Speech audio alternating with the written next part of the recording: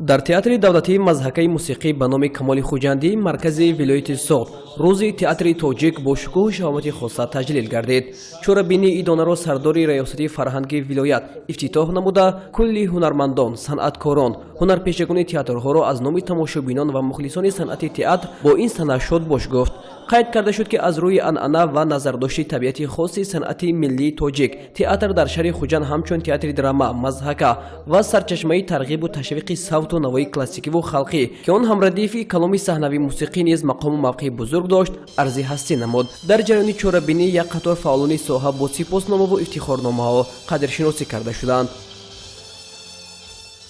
این تئاتر کمال خوجندی خیلی جای مقدس است برای هر یکی ما کارمندان فرهنگ، برای اینکه این صحنه خیلی آدمای با معرفت و در زمان هر یکی در زمان خود شناس به همه شناس و معمول و اکتورانی دوست داشته خلق است بودند، در اینجا کار کردند و کار کرده ایستادند. در ولایت سوخت 7 تئاتر کسبی وجود دارد، مهنت کرده ایستادند.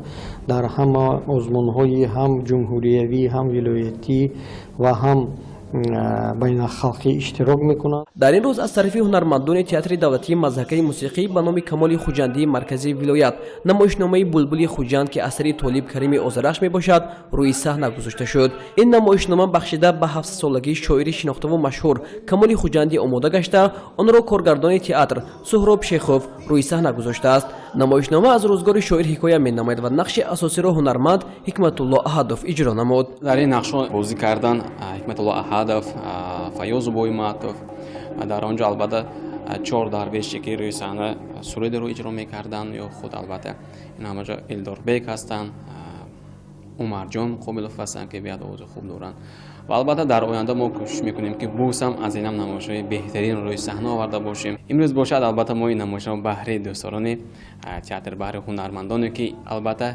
هنری خود را بیشتر میپذیرند روی صحنه گذاشتیم که تا که این روز رو با همین نمایش خود جشن گرفته باشیم.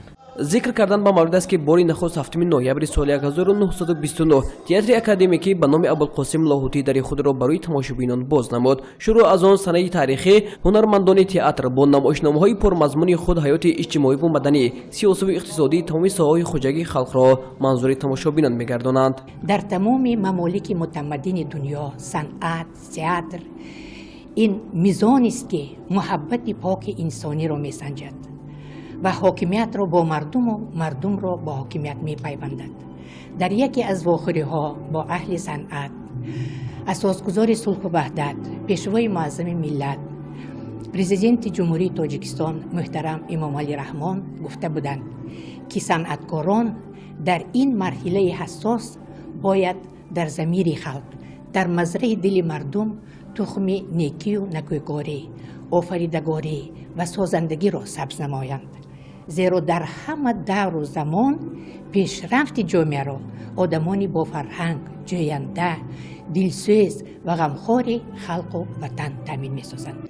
هنرمندان تئاتر دولتی مضحکه موسیقی به نام کمال خوجندی و دیگر تئاترهای حدودی ولایت سوغد فعالیت نظررس داشته نمایشنامه‌های مختلف را روی صحنه گذاشته پیشنهاد تماشابینان می‌سازند.